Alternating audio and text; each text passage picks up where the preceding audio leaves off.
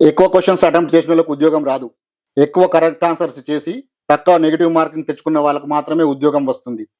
Rule number 1, మీకు 100% తెలిసిన questions మాత్రమే ఫస్ట్ అటెంప్ట్ చేయండి. ఈ 4 ఆన్సర్లలో ఆ క్వశ్చన్కు సంబంధం లేనిది రెండింటిని గుర్తుపట్టు. ఏంటి అవి?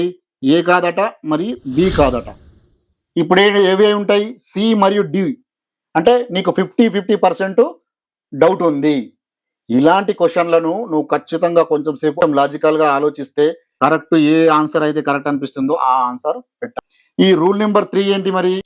నీకు ఇప్పుడు ఇక్కడ ఏంది, కొంచెం 50% తెలుసు, ఇంకొన్ని క్వశ్చన్స్ ఉంటాయి, నువ్వు ఎంతసేపు చూసినా నీకు అవి రాదు. అలాంటి క్వశ్చన్లను ఆన్సర్ చేయొద్దు. No blind guess.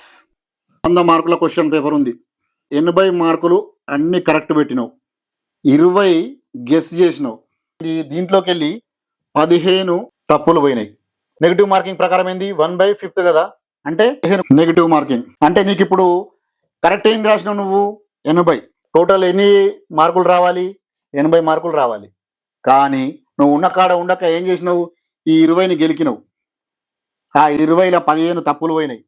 దానికి ఈ 3 మార్కులు నెగిటివ్. కాబట్టి నీకు ఇప్పుడు వచ్చే మార్కులు ఎన్ని? 77 మార్కులు మాత్రమే. చూసినావా? బ్లైండ్ గెస్ చేస్తే ఎంత పెద్ద ప్రమాదము. 1 మార్కు తోటి, హాఫ్ మార్కు తోటి ఉద్యోగాలు పోతున్నాయి. జాగ్రత్త. ఇట్లాంటి తప్పులు మాత్రం ఎప్పటికీ చేయకండి.